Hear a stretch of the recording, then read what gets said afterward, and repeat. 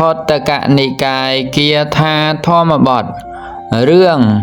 នាងបដិពោជិកាព្រះបរមសាស្តាទ្រង់ប្រារព្ធនៅនាងបដិពោជិកាទើបត្រាស់នៅព្រះគាថានេះថាបព្ផានិហេវៈ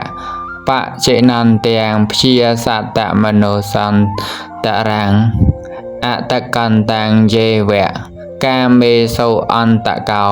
គរុតេវសាំងអ្នកធ្វើទីបំផុតគឺមរណៈតែងធ្វើនៅនរជនដែលមិនមានចិត្តជាប់ជំពាក់ក្នុងអារម្មណ៍ផ្សេងកំពុងជ្រើសរើសផ្កាគឺកាមគុណ5មិនចេះឆ្អែតឆ្អន់ក្នុងកាមទាំងឡាយនោះឯង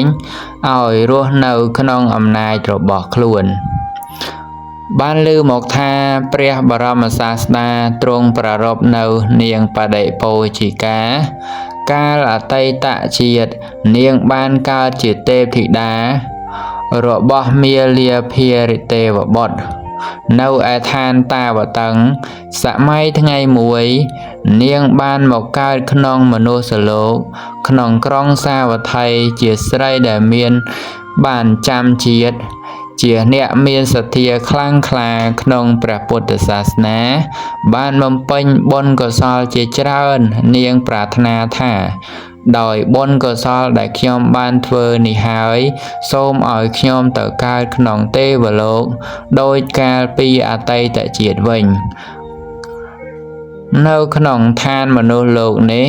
នាងមានស្វាមីមានកូន4នាក់ក្រោយមកនាងបានធ្វើមរណកាលស្លាប់ពីមនុស្សលោកនេះបានទៅកើតក្នុងទេវលោកដោយសេចក្តីប្រាថ្នាបានឮមកថាថ្ងៃមួយនៃឋានតាវតឹងទេវលោកត្រូវជា100ឆ្នាំនៃឋានមនុស្សលោកយើងនេះព្រោះហេតុនោះមាលាភារិទេវបុត្រមិនទាន់បានវិលត្រឡប់មកអំពីកំសាន្តសួនច្បារផងលុះឃើញនាងបដិពោជិកាត្រឡប់មកខ្លួនជាមនុស្សឃើញសួរថាកាលពីមុននេះបន្តិចតើនាងទៅលេងកំសាន្តនៅទីណាបានជាទើបនឹងមកទីនេះនាងបាននិយាយរៀបរាប់ប្រាប់រឿងរ៉ាវសពគ្រប់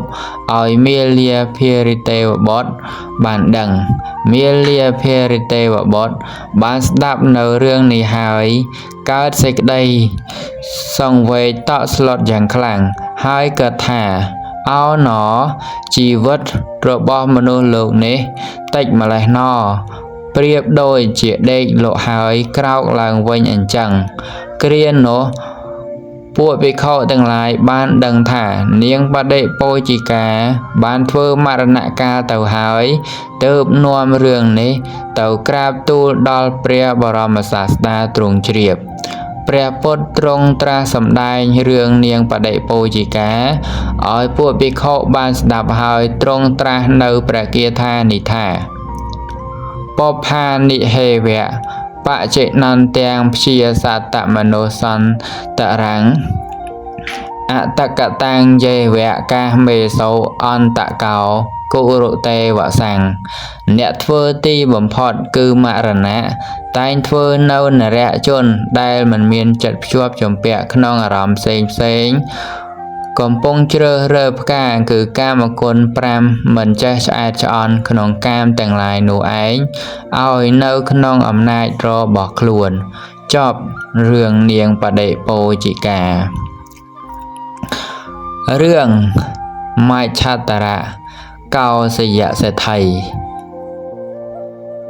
ព្រះបរមសាស្តាទ្រង់ប្រារព្ធនៅមច្ឆរិយកោសយសេដ្ឋីទើបត្រាស់នៅព្រះគាថានេះថាយថាបេភរោបផੰងវណ្ណកន្ធាំងអហេថយ៉ាងបលេតេ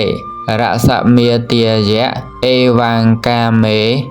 មុនីចរេអ្នកប្រាជ្ញក៏បីត្រាយទៅក្នុងស្រុក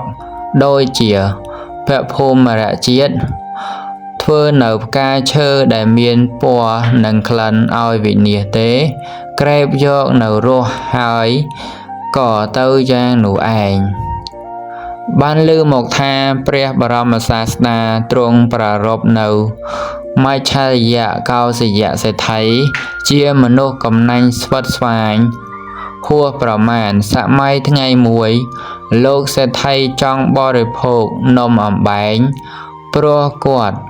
កំណាញ់ពេកណាស់ខ្លាចក្រែងមានពួកអ្នកស្រុកសុំគាត់ស៊ី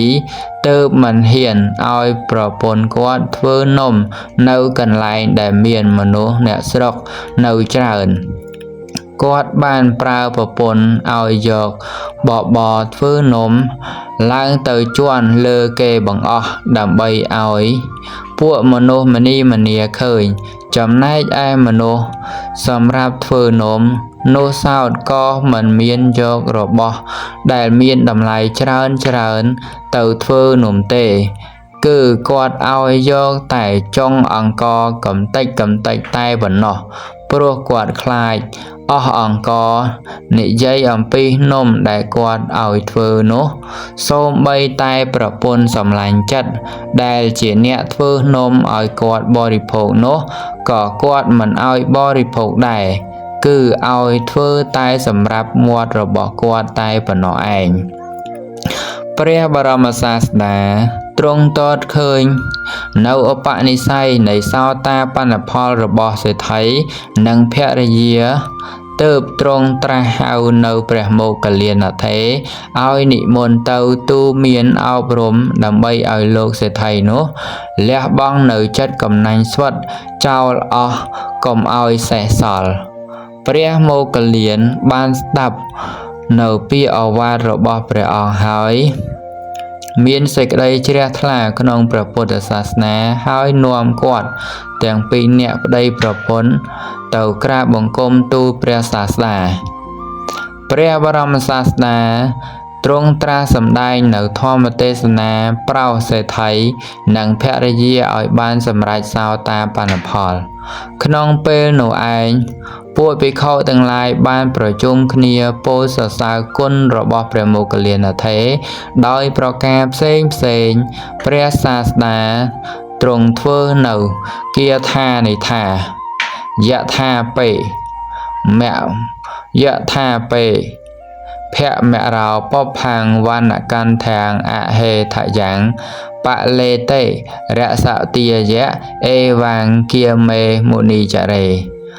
អ្នកប្រាជ្ញក៏បីត្រាចទៅក្នុងស្រុកដូចជាភមរជាតិមិនធ្វើនៅផ្កាឈើដែលមានពណ៌និងក្លិនឲ្យវិនាសទេក្រេបយកតែរសហើរទៅក៏យ៉ាងនោះឯងចប់កោសយៈសេដ្ឋីរឿងបដិកាជីវកៈព្រះបរមសាស្តាទ្រង់ប្រារព្ធនៅបដិកាជីវកៈទើបត្រាស់នៅព្រះគាថានិថាអ្នកបរិសាងវិលោមនិអ្នកបរិសាងកតាំងអតនោវៈអវេខយៈកតានិអកតានិចៈពាក្យចាក់ដោតទាំងឡាយរបស់ជនដតីបុគ្គលមិនគួរធ្វើទុកក្នុងចិត្តឡើយកិច្ចការដែលធ្វើហើយនិងមិនទាន់ធ្វើហើយរបស់ជនដតីបុគ្គលមិនគួរពិនិត្យមើលឡើយបុគ្គលគួរពិនិត្យពិចារណាកិច្ចការទាំងឡាយដែលធ្វើហើយនិងមិនទាន់ធ្វើហើយរបស់ខ្លួនតែម្យ៉ាងបានលើមកថាព្រះបរមសាស្តាទ្រង់ប្រារព្ធនៅបដិកាជីវកៈបដិកាជីវកៈនេះបានហាមមិនឲ្យនាងកហបតីតានីដែលជាឧបថាយិការបស់ខ្លួនចូលទៅរកព្រះសាស្តាព្រោះគាត់ខ្លាចនាងរត់ចោលខ្លួនព្រះសាស្តាទ្រង់ធ្វើនៅផតកិច្ចស្រេចហើយទើបទ្រង់អនុមោទនាដោយធម្មិកថាយ៉ាងពិរោះជាប់ចិត្តនាងកហបតានីបានស្ដាប់នៅអនុមោទនារបស់ព្រះអង្គហើយមានសេចក្តីជ្រះថ្លារីករាយក្នុងចិត្តយ៉ាងក្រៃលែងហើយទទួលអនុមោទនាថាសាធុក្នុងពេលនោះ បាដិកាជីវកៈកំពុងតែឈរនៅ